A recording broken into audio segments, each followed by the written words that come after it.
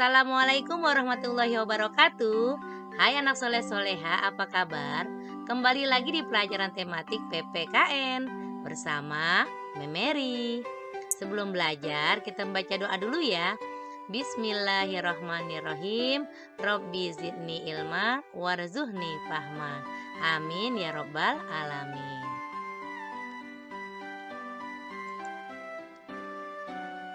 Hari ini kita sudah memasuki tematik 6F ya.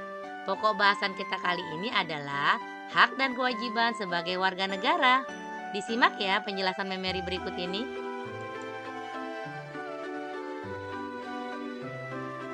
Oke, siapa nih yang masih ingat apa itu hak, apa itu kewajiban? Kita ulang lagi ya. Hak adalah segala sesuatu yang harus didapatkan oleh setiap orang yang telah ada sejak lahir bahkan sebelum lahir. Dan kewajiban adalah sesuatu yang wajib dilaksanakan seseorang. Laksanakanlah hak dan kewajiban dengan baik untuk menjaga agar hidup menjadi seimbang.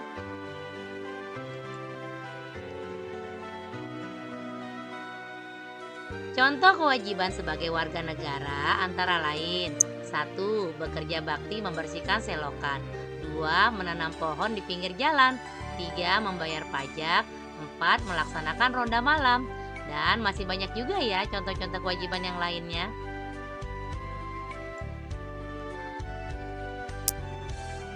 Ada juga nih kewajiban sebagai warga negara dalam kehidupan sehari-hari. Yang pertama, kewajiban untuk menaati peraturan. Yang kedua, kewajiban untuk menghargai orang lain. Yang ketiga, mewujudkan dan memelihara ketertiban, keamanan, keindahan, dan kebersihan.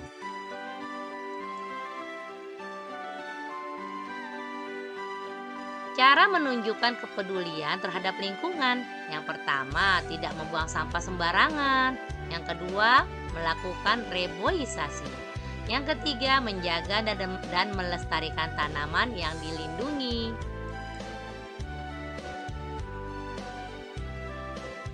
Oke, kita masuk ke pokok bahasan tentang sampah.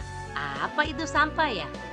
Sampah adalah sisa buangan dari suatu produk atau barang yang sudah tidak digunakan lagi, tetapi masih dapat didaur ulang menjadi barang yang bernilai.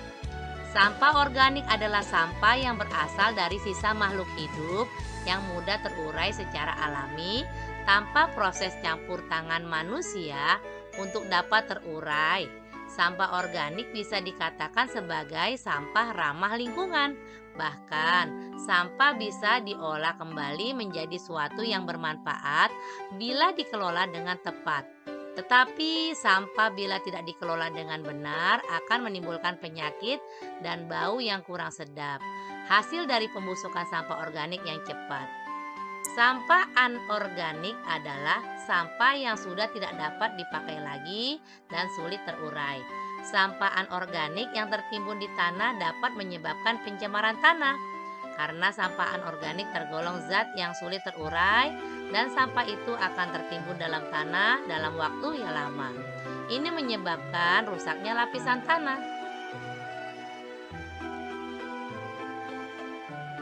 Oke, Memeri lanjutkan ya.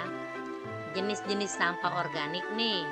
Berdasarkan jenisnya, sampah organik dapat digolongkan menjadi dua, antara lain sampah organik basah dan kering. Yang pertama, sampah organik basah. Sampah organik basah adalah sampah organik yang banyak mengandung air.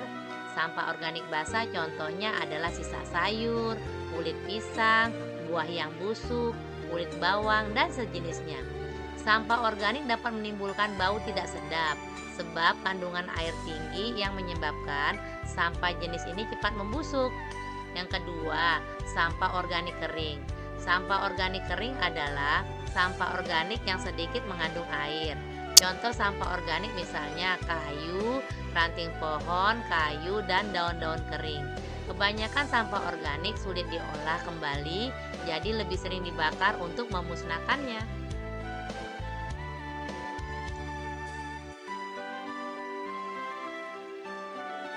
Nah, sekarang contoh sampah organik.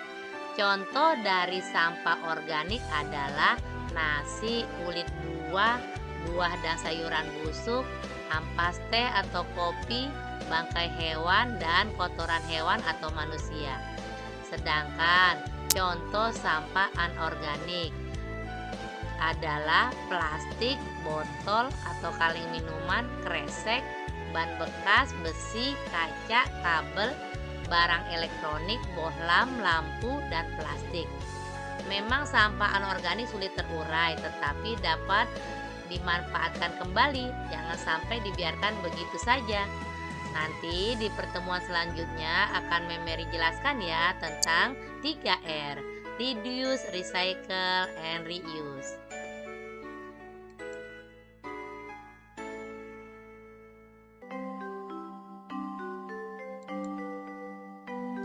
Nah, sekarang kita masuk ke latihan soal ya.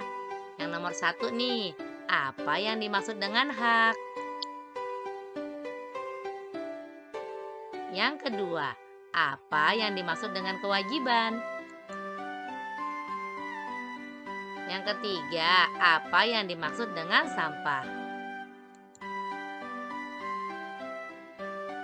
Yang keempat, apa saja kewajiban masyarakat terhadap sampah? Dan yang terakhir, ada berapa jenis sampah dan berikan contohnya.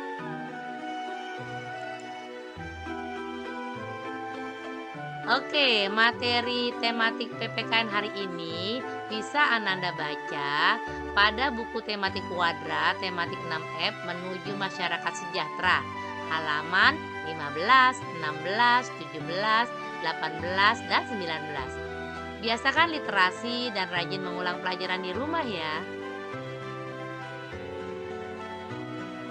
Like and subscribe ya channelnya Mary.